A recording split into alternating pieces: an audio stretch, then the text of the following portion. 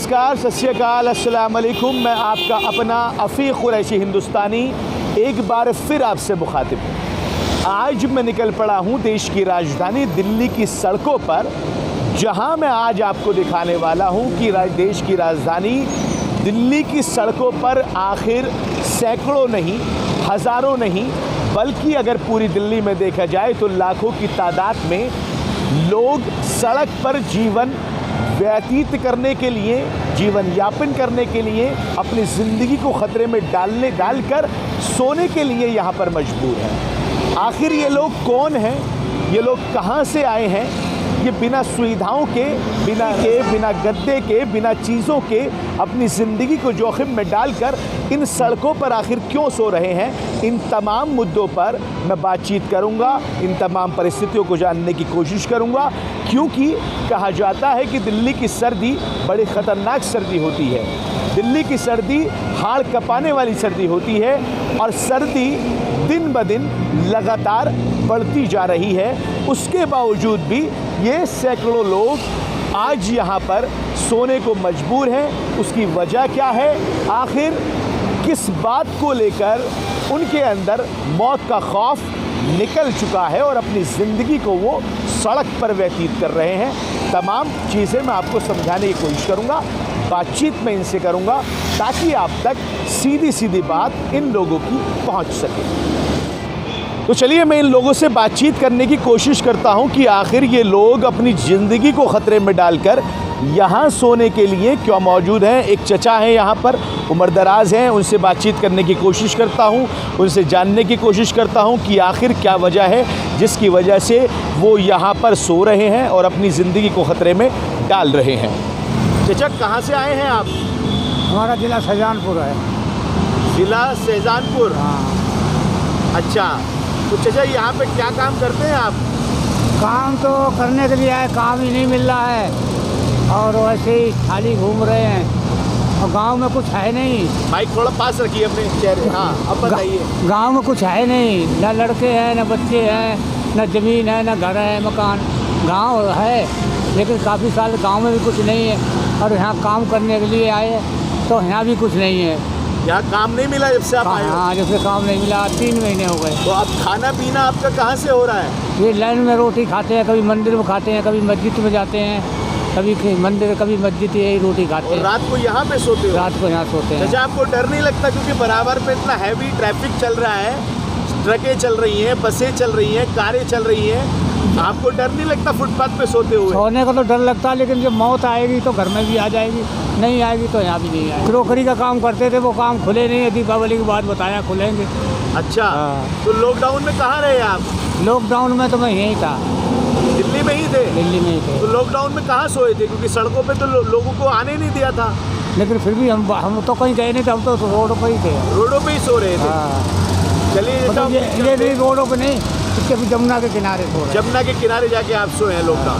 देखिए, जैसे जैसे मैं यहाँ से चलता हूँ इस पट्टी पे, तो आपको ये तकरीबन मेरे अंदाज में 100 से कहीं ज़्यादा लोग आपको नज़र आएंगे। ये तमाम लोग देखो यहाँ पे सो रहे हैं। ये कंबल में एक चचा सो रहे हैं और ये एक भाई यहाँ सो रहे हैं। ये तकरीबन 100 लोगों से ज़्यादा लोग हैं। कश्मीरी गेट के आसपास का ये इलाका है जहाँ पे ये लोग सो रहे हैं और फुटपाथ पर हैं। मैं आपको देखो, सिर्फ 2 कदम, बल्कि मैं 2 कदम भी नहीं कहूँगा, एक ही कदम है। हैवी ट्रैफिक यहाँ पे चल रहा है, बसों का, ट्रकों का, कारों का, बाइकों का, स्कूटीज़ का, सबका आना जाना यहाँ लगा हुआ है। और ये बहुत बड़ी तादाद जो है लोगों की जो यहाँ पे सो रहे हैं, मैं आपको दिखाने की थोड़ा सा और कोशिश करता हूँ। दरअसल लाइट की थोड़ी प्रॉपर व्यवस्था न होने की वजह से कुछ हो सकता है कि विजुअल जो है आपको कम दिखाई दे रहे हों, लेकिन मैं कोशिश करता हूँ कि आपको दिखाने की कितनी बड़ी तादाद में जो है यहाँ पे लोग ये सो रहे हैं।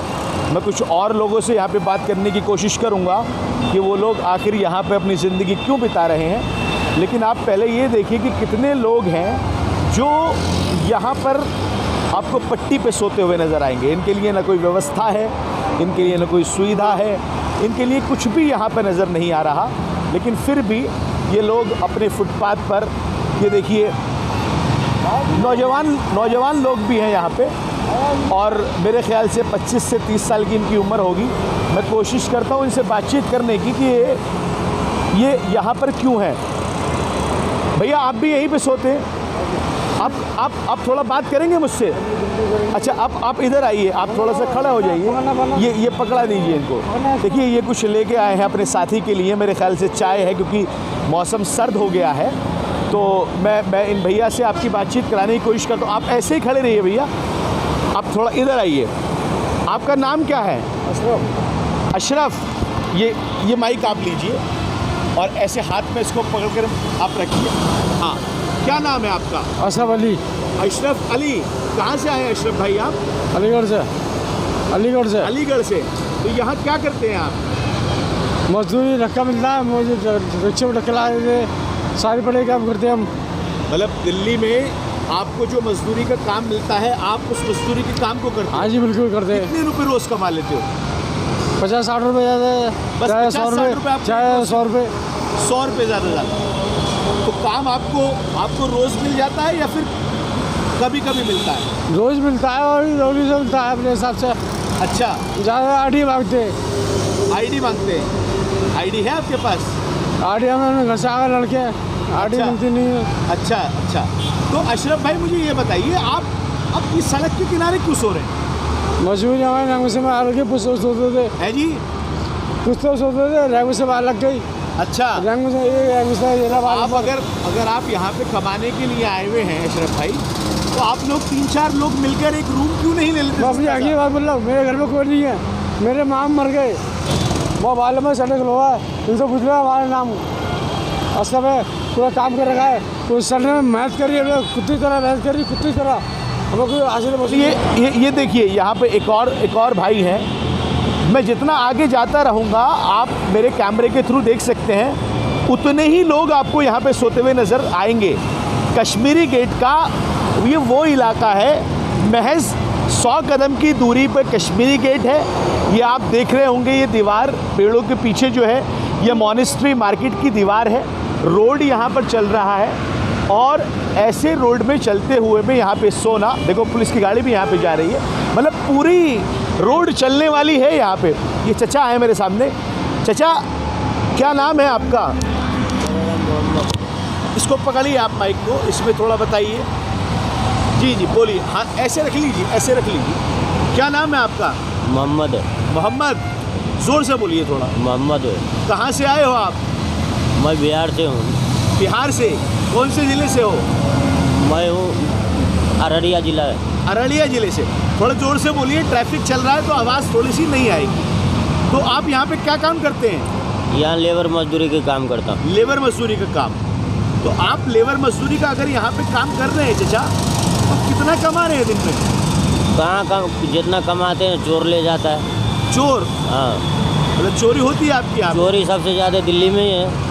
तो आप लोग कमरा लेकर क्यों नहीं रह रहे? कमरा कैसे ले, पैसा बचेगा जब तो लेंगे।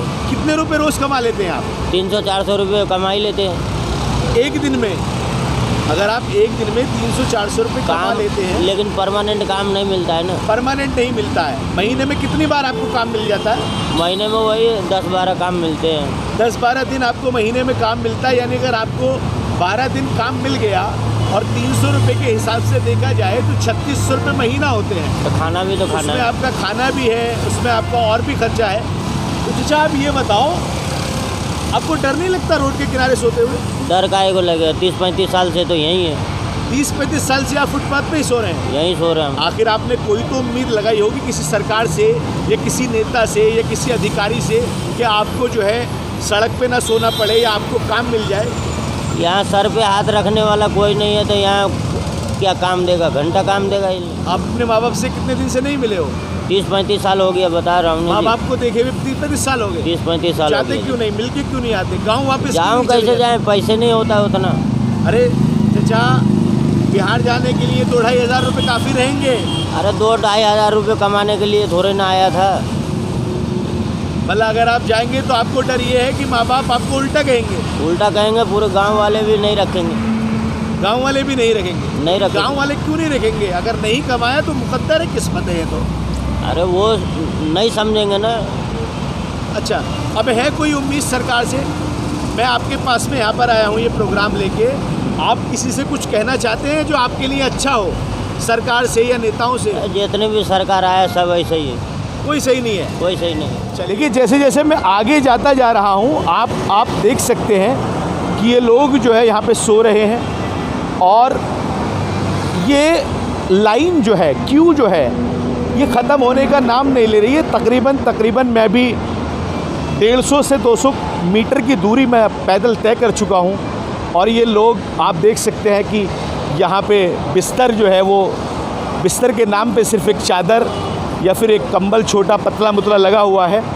आप देखिए इनको, ये लोग यहाँ पे सो रहे हैं। नौजवान तबका भी है, कुछ बूढ़े लोग भी हैं जो अपनी ज़िंदगी यहाँ पे गुजार रहे हैं। मैं कोशिश करता हूँ एक दो लोगों से और बातचीत की जाए और उनसे समझा जाए कि आखिर वो यहाँ पर क्यों हैं, क्योंकि ये बात जो हम पहुँचाने की कोशिश कर रहे हैं शायद वो कहीं तक पहुँच सके। मैं कुछ और लोगों से बात करता हूँ। एक चचा है मेरे सामने, मैं इनसे बात करने की कोशिश करता हूँ, शायद ये बात करने को तैयार हो जाए, क्योंकि मुसीबत ये है कि यहाँ जितने भी लोग हैं उनमें से ज़्यादातर लोग जो है बात करने को तैयार नहीं हैं। वो पता नहीं किस चीज़ से डर रहे हैं या फिर क्या समझ रहे हैं, मेरी समझ में अभी तक ये नहीं आया। कुछ ही लोगों ने मुझसे बात की है, मैं कुछ और लोगों से बात करने की कोशिश करता हूँ। यही करते हैं, मसाल जी करते हैं, अंदर में वर्दी पहन के रहते हैं, काम करते हैं। अच्छा, ठीक कितने है। रुपये रोज़ के कमाते हो? वही जैसे 800 देता है, कभी 700 देता है, कभी 1000 भी देता है। एक दिन में? एक दिन का 800-700 रुपये मिल जाते हैं आपको? मिल जाता है, लेकिन जब अभी तो मतलब रेट कम चल रहा है। अभी तो 500 में ले जा रहा है। 500 भी अगर आपको मिल रहे हैं तो आप यहाँ सड़कों पे क्यों सो रहे हैं? अरे तो हम लोग का सोने का जगह नहीं है ना, नहीं मिल रहा है इसलिए। आप कमरा ले सकते हैं यहाँ पे?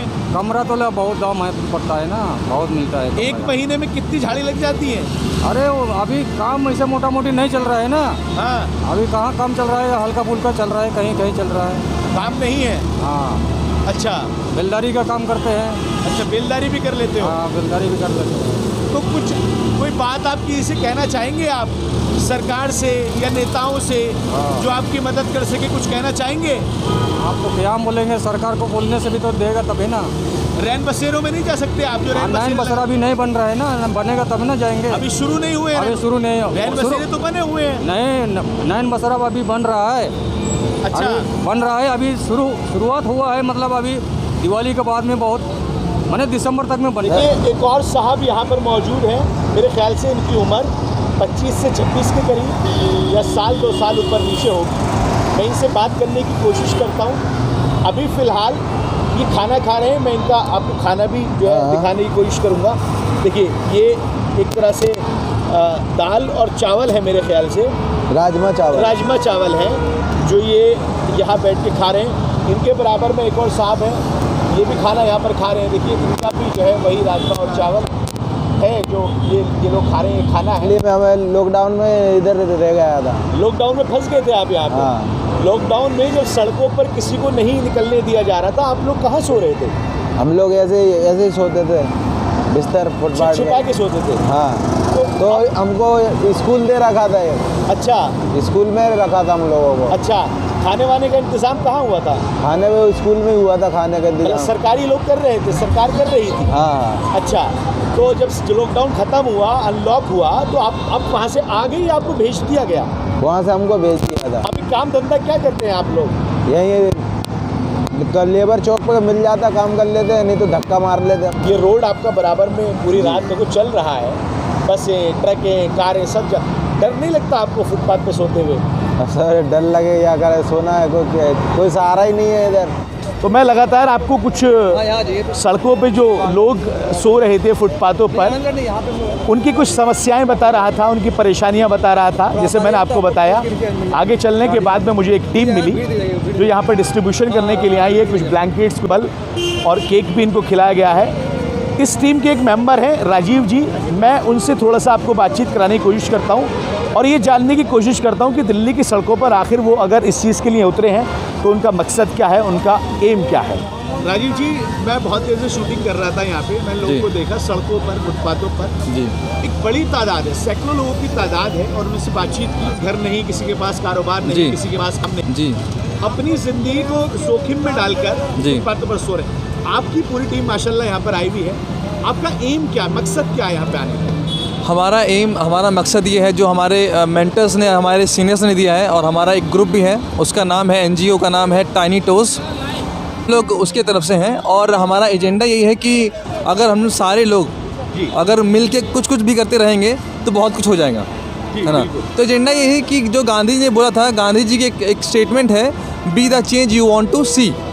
जो चेंज हम देखना चाहते हैं अपने आसपास की, सरकार ने ये क्या, सरकार ने वो क्या, सरकार को ऐसा करना चाहिए था, वैसा करना चाहिए था, क्यों ना हम Diwali, Dussehra, Eid, new year, Christmas, इतने पर्व त्यौहार हैं इंडिया में, हर एक महीने में एक पर्व त्यौहार हो ही जाता है। तो अगर हम हर एक महीने में कुछ करते चले जाएं तो हमको लगता है कि अगर यूथ जो जनरेशन है हमारी इंडिया की, जो स्पेशलिटी की यूथ जनरेशन ज़्यादा है, तो अगर हम वो कर पाएँ तो हमको लगता है कि सरकार को बहुत मदद भी मिल जाएगी और हम लोग बहुत कुछ कर पाएंगे, सड़क पे आके, ग्राउंड रियलिटी में आगे, ग्राउंड पे आके कर पाएंगे। तो मैं बात जो है जिस संस्था की या जिस ग्रुप की कर रहा था, वो लोग यहाँ पर डिस्ट्रीब्यूशन कर रहे थे। उनके एक साथी ने मुझसे बात भी की, अपनी बात भी रखी, और मेरा मानना ये है कि अगर ऐसे ही लोग कुछ निकलते रहे सड़कों पर लोगों की मदद के लिए, तो फिर कोई जो है सड़क पर सोने के लिए मजबूर नहीं। तो मैं यहाँ पर कश्मीरी गेट बस अड्डे के पास में आया था। मैंने आपको तमाम चीज़ें जो है वो दिखाने की कोशिश करी। आप मेरे पीछे और आगे देख सकते हैं ट्रैफिक कितना लंबा है। मैंने इन लोगों से बात करने की कोशिश करी, आप तक इनकी बात पहुंचाने की कोशिश करी, और ये जानने की कोशिश करी कि आखिर किस तरह की चीज़ें जो हैं इनके सामने आ रही हैं, कैसे ये लोग अपनी ज़िंदगी को यहाँ पर बिता रहे हैं, किन परिस्थितियों में हैं, लॉकडाउन के बाद में कैसी परिस्थितियाँ इनके सामने आई हैं। इन्होंने बात की हमसे, कोई रोज़गार से परेशान निकला, काम कारोबार से परेशान निकला, घर कारोबार से परेशान निकला, कोई बहुत दूर से आया यहाँ पर कमाने के लिए, लॉकडाउन में फंस गया, कोई यहाँ पर कमाने के लिए आया लेकिन काम नहीं मिला। तमाम तरह की चीज़ें आपको यहाँ पर देखने को मिली, इन लोगों ने बताया। लेकिन हम आपसे वादा करते हैं कि जहाँ तक हमसे कोशिश होगी हम इन लोगों की मदद करेंगे, क्योंकि हम जिस तरह के काम यहाँ पर करने जा रहे हैं वो आपको हम लगातार बता रहे हैं। कुछ कपड़े, कुछ राशन, कुछ और इनके ज़रूरत का सामान हम यहाँ तक ज़रूर पहुँचाएँगे। अपनी टीम से मैं दरख्वास्त करूँगा कि मेरे साथ में मेरी टीम आए और यहाँ पर लोगों की समस्याओं को जानकर उनको उनकी जो ज़रूरी चीज़ें हैं उन तक पहुँचाए। सरकार में से अगर कोई अधिकारी या सरकार का आला नेता या कोई अगर महकमे का आदमी, जिम्मेदार महकमे का आदमी मेरी बात सुन रहा है, मुझे देख रहा है, तो मैं उनसे निवेदन करूँगा कि वो लोग इनकी आकर मदद करें जो संभव भी हो सके, ताकि इनकी ज़िंदगी जो है, इनका जीवन जो है वो ख़तरे के इस निशान से हटकर सुरक्षित जगह पहुँच जाए। अफ़ीक कुरैशी हिंदुस्तानी को आप सुन रहे थे, आप देख रहे थे। हम लगातार आपसे जुड़े मुद्दे, देश से जुड़े मुद्दे आपके सामने लाते रहेंगे। हमें सपोर्ट कीजिए, हमें इनकरेज कीजिए, और हमें इनकरेज करने के लिए हमारी वीडियो को लाइक, शेयर ज़रूर करें, सब्सक्राइब करें, दूसरे लोगों तक पहुंचाएं। आपके पास अगर कोई ऐसा मुद्दा है जो हमारी नज़रों से, सरकार से या बाकी तमाम लोगों से छुपा हुआ है, तो आप हमें मैसेज के ज़रिए, ईमेल के ज़रिए, व्हाट्सएप के ज़रिए, कॉल के ज़रिए हमें बता सकते हैं, ताकि हम वहाँ पर भी मुद्दे तक पहुँचकर उनसे बातचीत कर सकें। बहुत बहुत शुक्रिया आपका, तमाम लोगों का मेरे साथ जुड़ने के लिए। शुक्रिया एक बार फिर उन लोगों का भी जिन्होंने मुझसे बात की। मुझे अब दीजिए इजाज़त। जय हिंद।